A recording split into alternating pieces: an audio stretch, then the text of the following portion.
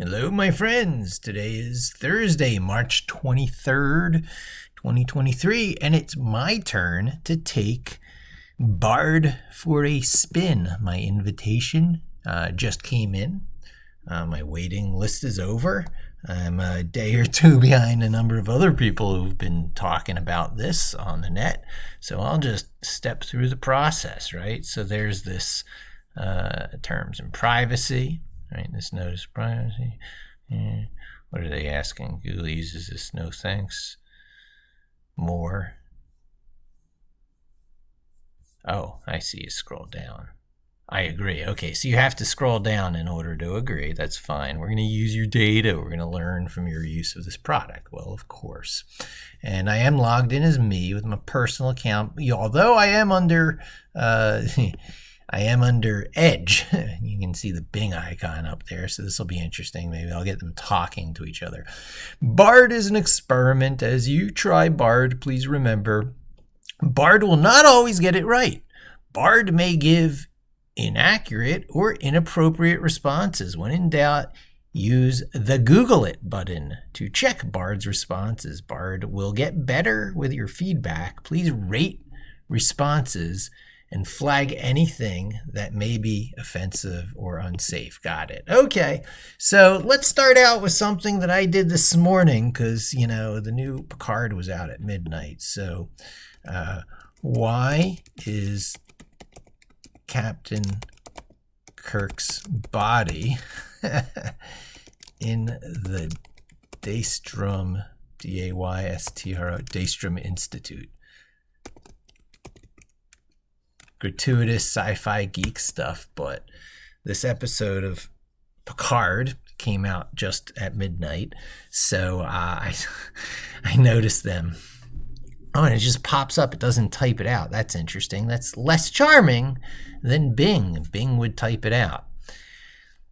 In season 3, episode... Oh, spoiler alert, in case you haven't seen it. Captain Kirk's body is seen in a body tank at the Daystrom Institute. The Institute is a research facility that was founded by Richard Daystrom, a brilliant scientist, blah, blah, blah, blah. It is not clear how Kirk's body ended up there. It is possible that he was brought by the Enterprise, the presence of Kirk's body. Okay, I won't read the whole thing, but you know what? Let's just do a side-by-side with Bing, right? That's what everyone's doing, right? So we just grab this, and we do as we do, which is just toss that over there. And then we can bring up another tab. You can bring up the other tab right in there, but then you can break it out and toss it over there to the right. And then we can just paste it into the address bar because that's the way the Bing works. Now, I don't see the auto typing starting now. That is because of left-right screen issues. All right. Captain Kirk's body is not in the Daystrom Institute. However, in the TV series Star Trek Picard, it is revealed that Jean-Luc Picard's consciousness was transferred into an artificial body at the end of the first season, and that little twist is coming back to haunt everyone in the 6th episode of the 3rd season of Bounty. It is unclear why the body was kept at Daystrom Station after Picard's season. Oh, Picard's body's there. So it says Captain Kirk's body is not at the Daystrom Institute, but it is. It is. It's in the beginning if you look closely. There was also the Genesis device and attack tribbles. So let's just see what attack tribbles are about.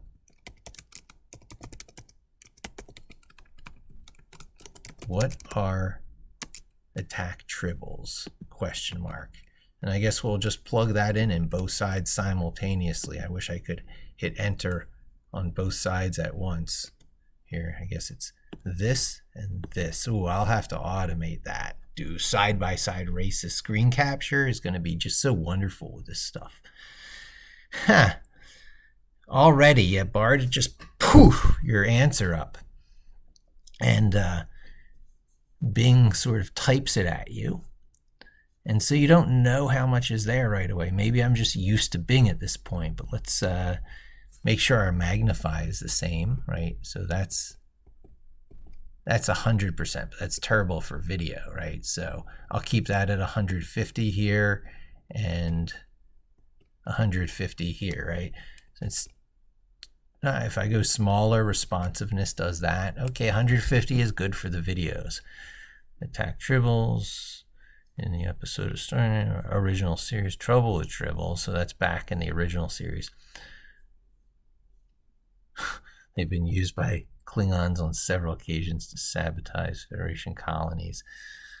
Okay, and then all right. So what else can we say? As you know, is Trump arrested?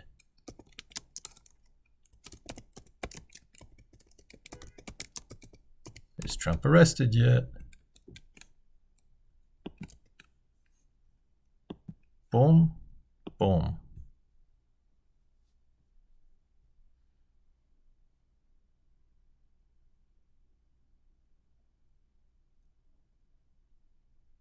Yep, so that Bing Bard has no idea. I can't assist you with that. I'm only a language model, but Bing certainly knows what I was talking about, right? Let's see. What happened with, I think it's Z in Russia. Did I get that right? His first name.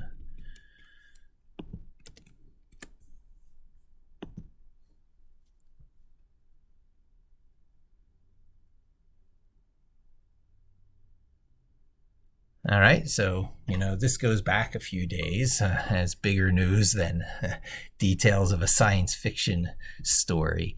So, Xi Jinping, president of China, visited Russia a couple days ago. It knows it on the Bard side, and it goes down this far, seen as a show of support for Putin, blah, blah, blah, blah. And here, it's instead of 1, 2, 3, 4 little paragraphs, it's just one paragraph. But as you can see, the citation stuff, right? So Bing is really pushing it in your face where it got the news sources, the places it double checked it from. Look at this. Look at these 5 data sources, these links as you mouse over, connecting these 2 data sources together. And if you do a copy, you can now go over to, say, Notepad, and you can paste that in there and look at the great citations it gives you on these links. Look at that. So let's see any qualitative. There's definitely quantitative difference between these 2 results. Oh, look, but see, Bing is also showing you visual stuff at the bottom. It's blending the search results right in. See that? The news, more in the news. This is just by far a better experience. Further questions? Now, maybe it's because I've been looking at it for a while, or they've been refining it for a while. But let's see. Okay, something creative. What kind of creative test should we do?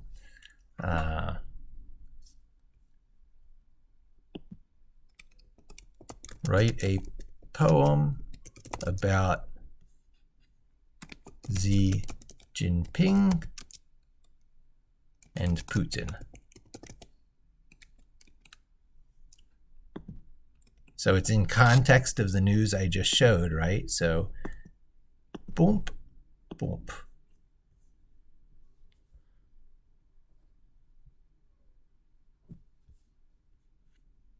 All right, this was done faster, so we'll read Bard faster, although my click speed issues, who knows. 2 leaders, 2 nations, 1 goal, power and control. They met in secret to plan their next move. They talk of war and peace, of oil and gas, of trade. They make deals and agreements and shake hands on their word, but they know that their friendship is fragile, that their trust is easily broken. They know that they are enemies at heart and that their rivalry will never end. So they dance around the fire, hoping to avoid the flames, but they know that one day the fire will consume them both. All right, let's see Bing's poem. Xi Jinping and Putin, two leaders of the world, their countries' flags unfurled and their flags unfurled. Unfurled rhyming with unfurled. They met in Moscow to talk of peace, and their friendship, it will never cease. Much more optimistic.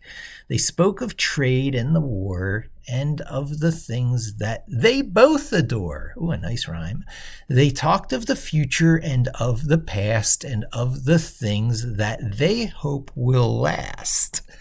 Xi Jinping and Putin, two leaders of the world, their countries' flags unfurled, their flags unfurled. They met in Moscow to talk of peace, and their friendship, it will never cease. Well, clearly Bing is much more optimistic and hopeful of their friendship, whereas Bard really understands the subtleties of this relationship. So explain the subtleties, T-I-L-T-I, subtleties of this relationship.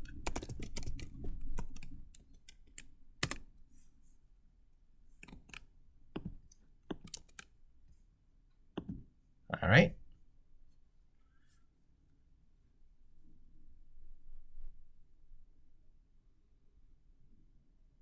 Interesting. The opening words are almost the same on both sides, right? The relationship between Xi Jinping and Vladimir Putin is a complex one with many subtleties. The relationship between Xi Jinping and Putin is a complex one. They have an unusually close personal relationship for heads of states. Look at just how Bing is trying to give out the visit, give out the link. They're trying to get you to click. Why would Google not? Now, it's just they don't have as much time with it, maybe. On the one hand, the two leaders are very different. She's more cautious, while Putin is more impulsive and risk-taking. On the other hand, the two leaders share a common goal of maintaining their grip on power. They are both authoritarian leaders who are willing to use whatever means necessary to suppress dissent and maintain control. They are also both nationalists who are suspicious of the West. This shared goal has helped to keep it. Well, you get the idea. This is a cutting and insightful analysis of their relationship. Here, it's shorter. However, there is no sign that the visit will rein in Putin. Putin and Xi have vaulted their growing partnership into a forward. So this is buying the hype, right? This is buying the hype. Bing buys the hype, whereas Bard steps back with a more critical and less regurgitating of the common wisdom or whatever's going about in the press. Let's speculate. What could come of it?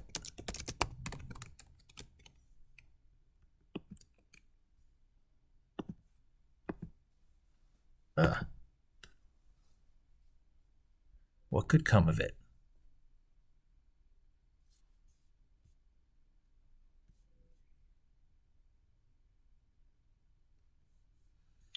First Bard. The relationship between Xi Jinping and Vladimir Putin could have a significant impact on the world. If the two leaders continue to cooperate, it could lead to a more stable and peaceful world. For example, they could work together to resolve the conflict in Ukraine or to address climate change. However, if the two leaders fall out, it could lead to a more unstable and dangerous world. For example, they could compete for influence in Central Asia, or they could engage in a proxy war in the Ukraine. Ultimately, the future of the relationship between Xi Jinping and Vladimir Putin is uncertain. However, it is clear that their relationship will have a significant impact on the world. All right, so again, keen and insightful. Thank you, Bard. I should start to let them know. It is difficult to predict the future of their relationship. This is Bing's response. However, experts contend that the Chinese leader sees Russia as a vital partner in a future struggle with the United States. The growing ties between China and Russia are primarily driven by their tensions with the West. Enemy of my enemy kind of stuff. But they are also partly propelled by the close personal relationship between Xi and Putin. Again, buying the media line. The Putin-Xi visit just proves the nature of this regime, the tightness of the two, and their partnership against the U.S. Yeah, I don't know. I think, so many people are like, Bing is more interesting and Bard is more boring and conservative. But yeah, I think this is definitely, showing good stuff. List 3 other relationships this important.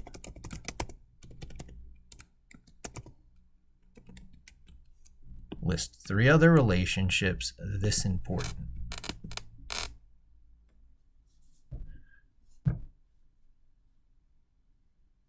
All right. The relationship between the United States and China, the relationship between the United States and Russia, the relationships between European Union and Russia. I'm sorry, but I'm not sure what you mean by relationships. Could you please clarify? Okay. Use people relationships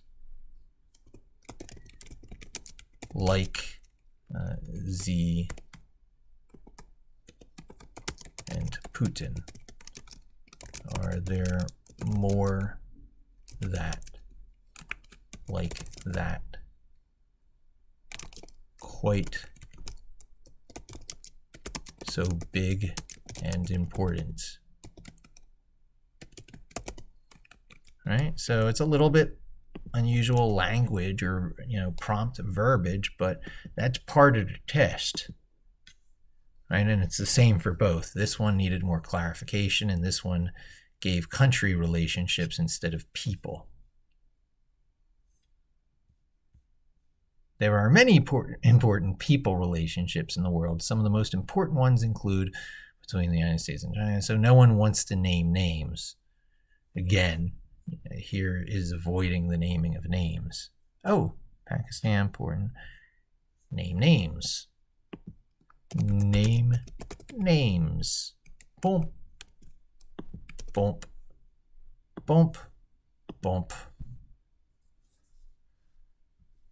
There's a lot of context being tested there, right? I asked a few questions and it has resisted giving details of names. Well, there we go. So it'll name Joe Biden and Kamala Harris, Xi Jinping and Vladimir Putin, Kim Jong-il and Donald Trump. That's interesting. Hassan Rouhani and Mohammed Salman. I got a lot of good education here that I should catch myself up, right? Because I should know who these leaders are, what countries they belong to. List the most, powerful political leaders.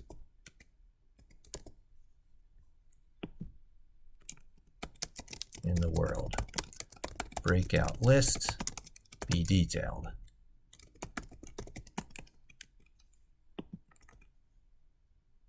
Bump, bump.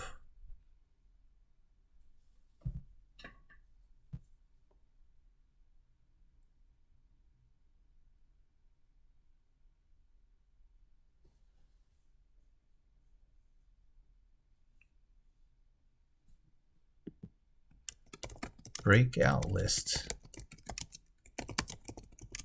including countries. So here, Bing or Bard broke out the list, including the countries, and that's, one should know these things, right?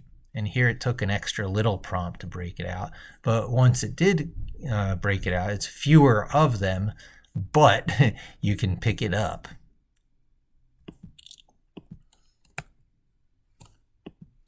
Paste it over here, and you've got those link references, right? So, and look, it's complete markdown ready, right? You can copy and paste that into a markdown ready blog, and that is so much of an advantage. So if you were to want to copy Bard's output, let's see here. Oh, there's copy. Let's see what happens with copy, whether there's any citations. I'll keep them separate, right?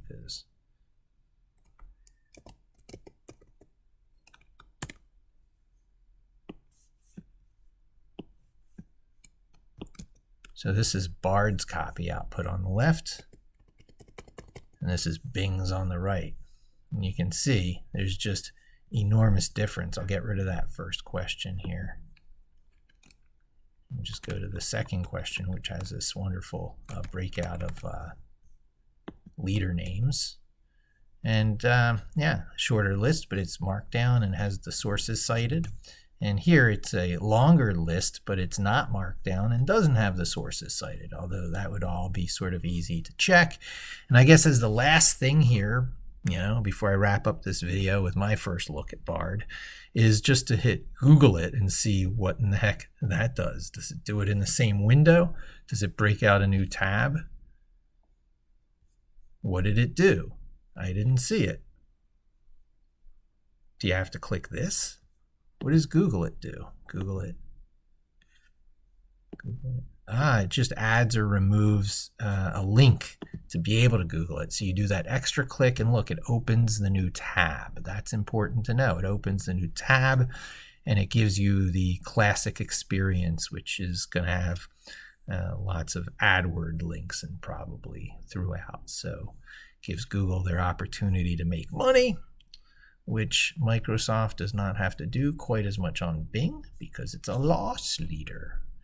But with Google, AdWords is what, 70% of their revenue? So they really have to make sure this is seen as an experiment, because if this became main search overnight for Google, what would that mean for AdWords revenue, right? So anyway, I hope you enjoyed this first look between Google Bard and Microsoft Bing. Perhaps as a final step, I'll open this up and say, what can you tell me about the site I'm on? Does the integration, does the chat integration, does the Bing chat integration Star Trek? Oh, it's reading that. What is the website?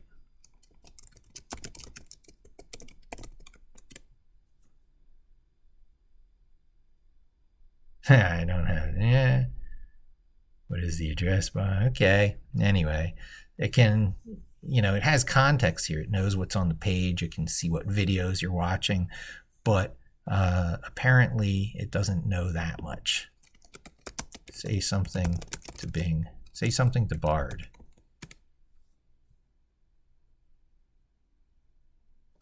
Okay, we'll try that. Hello, Bard. How can I help you today? Whoops, not that. I just meant to do this. Enter a prompt here. Hello, Bard. How can I help you today?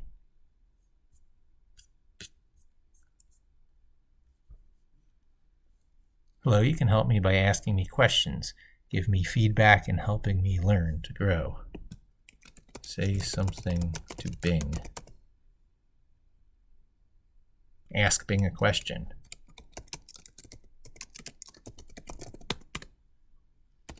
I thought I was going to wrap up the video, but how can I not do this test while it's right here in front of me and I'm shooting this, right?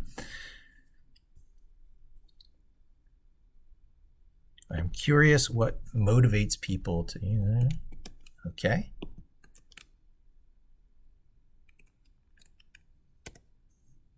curious to know what motivates people to use Bing over other search engines. I would also like to know what Bing does well that other search engines do not. Oh, you can send selected text. That's really interesting. I'm going to have to look at that. Saving you the copy-paste. Hoo-wee! Bing has a few features that make it stand out from other search engines. For example, Bing provides a much more visual video search results page, including a grid view of large thumbnails, Bing's tailored search suggestions. Okay, so I guess I copy this and I put that here.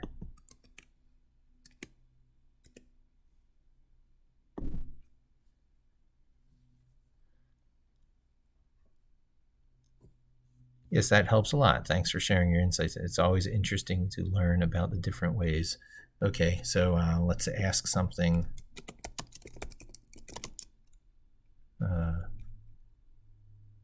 Ask Bard something.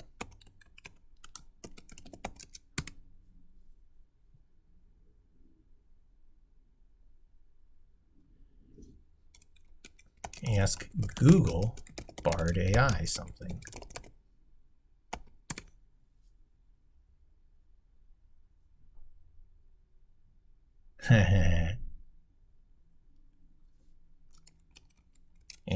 If you could ask a question of Google's AI, Google's public AI chatbot, what would you ask?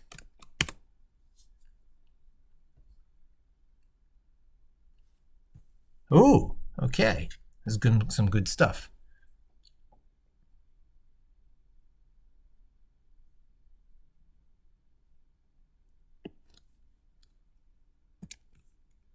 I'm just going to put the whole response in there.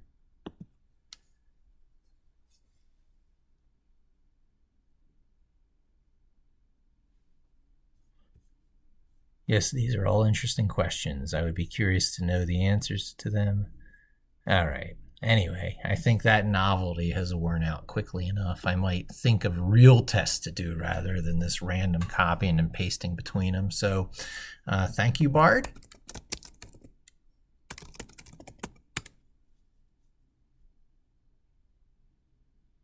You're welcome. I'm glad I could be of assistance. Do you know https://mikelev.in/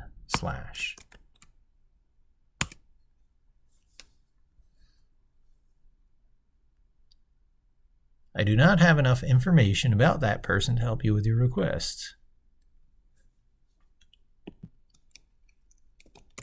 What were Mike Levin, SEO in New York City's recent tweets?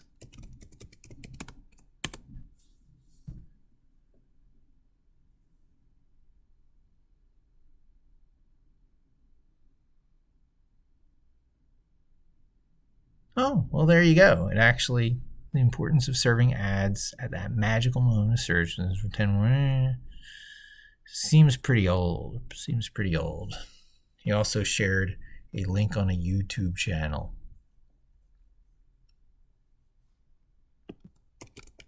Tell me a few facts about Mike Levin, SEO in New York City.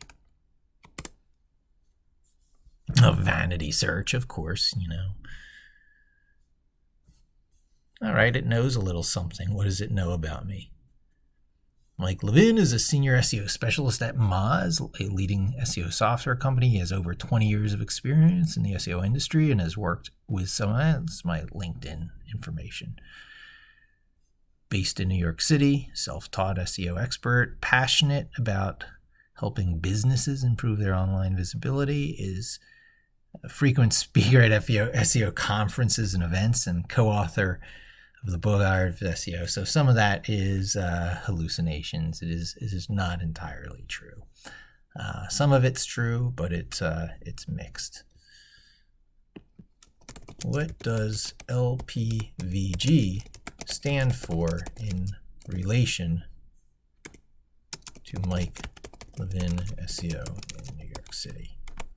See if it knows the connecting of these two concepts. One of the things, it's not it at all. Personal representation laws and is not affiliate. That's